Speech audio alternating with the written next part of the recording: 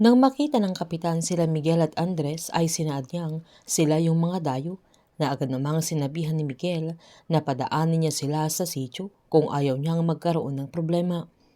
Hindi namang sinumbong ni kapitan kay Benji na andoon ang mga dayo pero tinanong niya kung mga militar sila, kung may dala silang mga gamot dahil kailangan nila ng tulong para sa sugatan nilang kasamahan na binaril ni Benji, lalo't hindi sila basta-basta makakapunta sa hospital. Kaya agad nagpakilala si Miguel na isa siyang doktor, sabay tinanong niya kung asaan yung taong kailangan nilang gamutin, na agad silang dinala ng kapitan sa bahay niya. Nakita naman sila ng mga taong nakianib kila Benji, kaya agad-agad silang nagtago at inantay nila sila Miguel at Andres na matapos gamutin ang kanilang kasamahan at inabangan nila ang mga ito. Agad nilapatan ni Miguel ng first aid at nilinisan niya yung tama niya nang maalis niya yung bala, pero binili niya ang kapitan na kung gusto nilang mabuhay pa ang kasama nila ay kailangan na nilang madala sa hospital kinabukasan. Inabutan ni Andres ng 100K ang kapitan pampagamot nila sa kanilang kasamahan, kaya nagpasalamat ito at hinayaan niya sila Andres at Miguel na makadaan sa kanilang sitio. Sa paghahanap naman ni Rita ay nakita niya si Emer na nakatali ang kamay at paa, kaya agad niyang kinalagan pati na yung tape sa bibig niya. Sinabihan niya ang kapatid niya na sumama na ito sa kanya, pero nanindigan ang binata na hindi niya yun gagawin, lalo't kailangan nilang mahanap yung pera nila at kailangan nilang mabawi, na kailangan niyang mapatunayan ang sarili niya kila Munching, na agad namang sinumbat ni Rita na pera na lang ba talaga ang mahalaga sa binata, na agad namang pinaalala ni Emer na siya ang nagsabi noon na kailangan nilang umalis sa sitio para mabuhay sila, kaya nakianib siya kila sa Mayo dahil sa pera at para sa proteksyon nilang magkapatid. Habang nagpapahinga naman sila Tomas at JB, kung saan gutom na ang binata pero ubos na ang mga baon nila na pagkain, na sinabihan ni JB na lilipas din yung gutom niya, na hindi naman nila inakala na tatagal sila ng ilang araw bago pa sila makabalik sa exit point. Saktong narinig nila ang mga kaluskos nila Monching na papalapit na sa kanila, kaya sinabihan ni JB si Tomas na iwan muna nila yung mga pera, na dahan-dahan nilang pinagulong sa may hukay, sabay nagtago ang mga ito.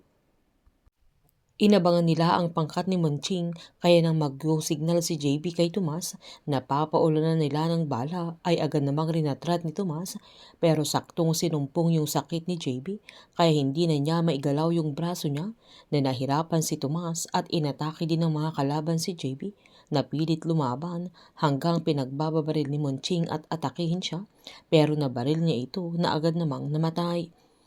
Nang mapatay nila ang kanilang mga kalaban ay agad kinumusta ni Tomas dahil ramdam niyang hindi okay si JB, pero nanindigan siyang okay lang siya at hindi niya magawang aminin ang sitwasyon niya at meron siyang malubhang sakit. Sa paghahanap naman nila Max at Gab sa ibang sako ng kanilang pera ay wala na silang mahagilap pa, na agad naman silang nagtago nang makita nila si Franco, pero agad nilang nilapitan nang mahalata nilang hiker ang binata. Tinanong ng binata kung nawawala din sila, sabay sinaad niyang challenging ang Mount Talimba,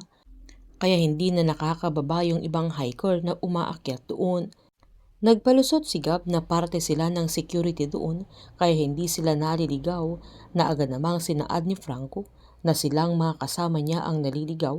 nang saktong dumating sila Vince at Ira, na sinabihan pa niya sila Gab na kailangan nila ng tulong nila para makababa sila ng bundok. Pinaliwanag ni Gab na hindi na sila safe bumaba sa sandaling yun, kaya manatili lang muna sila doon at babalikan nila ito kinaumagahan.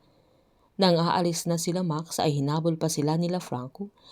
na humirit pang baka may dala silang tent na pwede nilang iset up, lalo't okay lang sa kanya kahit siksikan, nang biglang nahulog yung bag ni Max, kaya nakita ni Franco na pera ang laman ng mga bags nila, na nag-alok ng tulong, pero sinabihan ni Max na kaya na niya, na tinaasan ni Gab ng boses at tinuro niya yung daan na pwede niyang daanan kung gusto na niyang umuwi, kaya nagpalusot naman si Max. Naroronda pa sila, kaya mas safe sila kung manatili sila doon at magpalipas ng gabi, na mas madali silang makababa ng bundok kinabukasan. Nang papaalis na sila Miguel at Andres ay inabangan sila ng mga taga-sityo na sumanib sa grupo nila Benji kung saan sinaad nilang pasensyahan na lang na kailangan nilang ibaba yung mga bags nila na naglalaman ng napakadaming pera at sa ayaw nila at hindi ay katapusan na ng buhay nila at hindi na sila makakaalis sa lugar na yun. Nang binaba ni Andres yung bag niya ay agad niyang dinukot yung baril niya na agad niyang pinaputukan yung leader ng tatlo kaya agad-agad itong namatay na agad namang sumuko yung dalawa niyang kasamahan. Nang masigurado naman nila Max at Gab na hindi na sila sinusundan nila Franco ay nagpahinga muna ang mga ito at si Max muna ang nagbantay habang natutulog naman si Gab. Ginait naman ni Franco kila Vince at Ira na pera ang laman ng mga bag nila Max at Gab kaya kailangan nila itong makuha lalo't kailangan din nila ng malaking halaga kaya susundan nila ang dalawa. Habang aamin na si Miguel kay Andres na siya ang mismong nakapatay kay Jake. Painit ng painit ang mga tagpo, sabay-sabay po nating subaybayan ang advance episode ng Incognito dito lamang po sa aking channel. Patuloy lamang po manood, mag-likes at mag-subscribe para ma-update po kayo sa mga susunod na episode. Marami pong salamat.